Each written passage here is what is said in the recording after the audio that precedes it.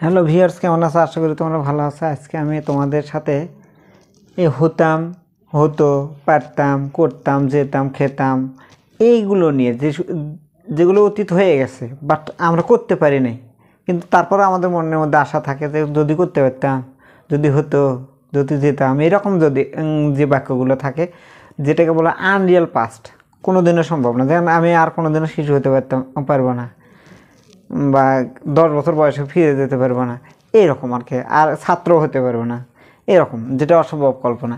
তাহলে সেক্ষেত্রে আমরা ইংরেজিগুলো কেমনে করব, কীভাবে করব, সেটা আমরা শিখব। তো হতাম বা হতো যদি থাকে তাহলে আমরা নেব হলো ওয়ার, অসম্ভব কল্পনার জন্য। আর পারতাম যদি থাকে তাহলে সেক্ষেত্রে নেব হলো কুড। এই পারতামের আগে কিন্তু একটা মূল ভাব থাকবে। থাকতো যদি থাকে তাহলে আমরা নেব হলো হ্যাড। ইফও থাকতে পারে অথবা হ্যাডও আমরা নিতে পারবো। তাহলে আমরা কি শিখলাম? হতাম বা হতোর জন্য ওয়ার, পারতাম যদি থাকে তাহলে কুড, থাকতো যদি থাকে তাহলে নেব হলো হ্যাড। এখন প্রত্যেকটা বাক্যে এক্সক্লেমেটরি, প্রত্যেকটা বাক্য কি এক্সক্লেমেটরি, যেটা কোনো দিনও সম্ভব নয়। যদি আমি একটা পাখি হতাম, দেখো যদি আমি একটি পাখি হতাম কোনো দিনও সম্ভব না, কিন্তু মনের আশা। এই যদির ইংরেজি হলো ইফ। কে হতো, প্রশ্ন করো কে হতো? আমি, আই, আনরিয়াল পাস্ট, এটার জন্য ওয়ার নেব। কি হতাম? একটি পাখি, এ বার্ড, এক্সক্লেমেটরি চিহ্ন। দেখো ঠিক আছে কিনা? হতো বা হতামের জন্য আমরা ওয়ার নিছি, দেখো ওয়ার।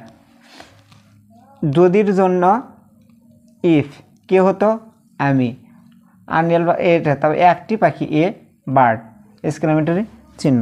নিচেরটা এসে দেখি, দেখো কি আছে? পারতাম আছে। আমি কি বলছিলাম? পারতামের আগে একটা মূল ভার থাকে, যেমন উঠতে পারতাম, তাহলে উঠতেটা হলো মূল ভার, পারতামটা হলো কুড। তাহলে দেখো যদির ইংরেজি হলো ইফ, আমি ইংরেজি হলো আই, পারতাম আর ইংরেজি হলো কুড, ওরার ইংরেজি হলো ফ্লাই। কোথায় উঠতাম? প্রশ্ন করো কোথায় উঠতাম? আকাশে, ইন দ্য স্কাই।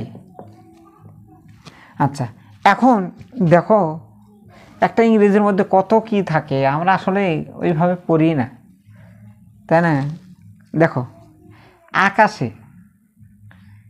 আকাশের শব্দের অর্থ হলো ইংরেজি হলো দ্য স্কাই, কিন্তু আকাশের সাথে কি আছে দেখো তো? একার আছে। যদি কোনো নাউনের সাথে একার থাকে, সেই নাউনটা তখন আর নাউন থাকে না, তখন সেটা অ্যাডভার্ব হয়ে যায়। যেমন ধরো কোথায় ওরে, প্রশ্ন করো আকাশে ওরে, আকাশে। দেখো এই ইনটা এই জায়গা যোগ হওয়ার জন্য এটা অ্যাডভার্ব হয়ে গেছে।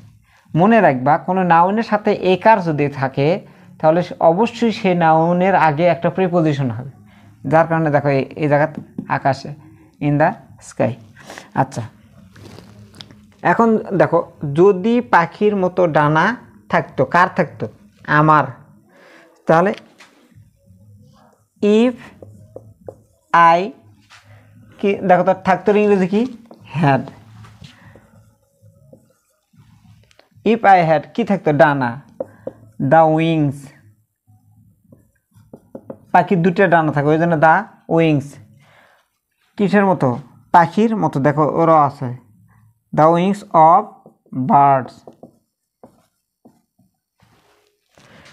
দেখো পাখির সাথে কি আছে? র আছে। যদি কোনো নাউনের সাথে র থাকে তাহলে ওই নাউনের আগে অবশ্যই অব যোগ হবে। পাখির মতো ডানা, the wings of a bird.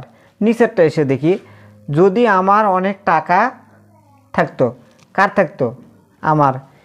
If, থাকার ইংরেজি ইফ আই, আমারের ইংরেজি হলে আই। থাকা যদি বোঝায়, না থাকা যদি বোঝায় তাহলে আমারের ইংরেজি আই হয়।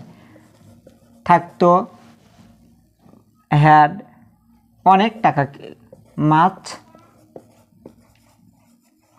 মানি, এক্সক্লেমেটরি চিহ্ন। দেখো এখন এরকম হয় না? যদি আমি বিদেশ যেতে পারতাম, যারা বিদেশ আছো তারা বলো যদি আমি বাড়িতে যেতে পারতাম। তারপরে অনেক গরিব লোক বলে যদি আমার অনেক টাকা থাকতো। আবার ধনী লোকেরা বলে যদি আমার একটু সুখ থাকতো। আবার দেখবো যে অনেক ফ্যামিলির মধ্যে ঝগড়াঝাটি, স্বামী স্ত্রী ঝগড়াঝাটি, তখন বলে যায় একটু না শান্তি যদি আমি পেতাম, যেটাকে পায় না মানুষ, এরকম কল্পনা ক্ষেত্রে এই স্ট্রাকচারটা ইউজ করা হয়। তো আমরা আজকে এই যদি, হতাম, হতো, পারতাম, থাকতো, এর ইংরেজিগুলো আমরা সহজেই শিখলাম। দেখো আমি রিপিট করতেছি, হতাম বা হতোর জন্য আমরা নেব হলো অয়ার, পারতাম তার জন্য নেব হলো কুড, তার আগে একটা মূল ভার্ব থাকবে। আর থাকতো এটার ইংরেজি হলো হ্যাড। আর থাকতো যদি কোনো বাক্যের মধ্যে থাকে, তো সেখানে যদি আমার থাকে, তোমার থাকে, তাহলে তার ইংরেজি কিন্তু সাবজেক্টিভ হবে, তার ইংরেজিটা হবে সাবজেক্টিভ। যেমন ধরো এখানে আমার আছে, আমারের ইংরেজি হলে কিন্তু মাই, কিন্তু এই আমার আর থাকতো, থাকার জন্য এই জায়গায় হবে হলো আই। এটা মনে রাখবা। দুটো জিনিস শিখলাম, কোনো নাউনের সাথে র থাকলে অব নিব, আর নাউনের সাথে একার যদি থাকে তাহলে অন্য কোনো অব বাদে অন্য কোনো প্রিপোজিশন নেব। আশা করছি তোমরা বুঝতে পারছো। পরে কোনো ক্লাসে আর অন্য একটা ট্রান্সলেশন নিয়ে আমি তোমাদের সামনে হাজির হব। সে পর্যন্ত ভালো থাকো সবাই। আর আমার চ্যানেল ফেসবুক পেজটা বেশি বেশি মানে ফলো করবা, ভিডিওটা শেয়ার করবা, একটা করে লাইক দিবা, দেখলে একটা লাইক দেবে, বেশি খরচ না, জাস্ট একটা লাইক করলে আমারও অনেকটা উপকার হয়, একটা শেয়ার হলে আমার অনেকটা উপকার হয়। আমার ভিডিওগুলো তো খুব বড় বড় না। তোমাদের কাছে এই রিকোয়েস্টটা রাখলাম। আশা করি তোমরা সবাই ভালো থাকবে। পরে কোনো ক্লাসে আবার দেখা হবে ইনশাল্লাহ। আল্লাহ হাফেজ।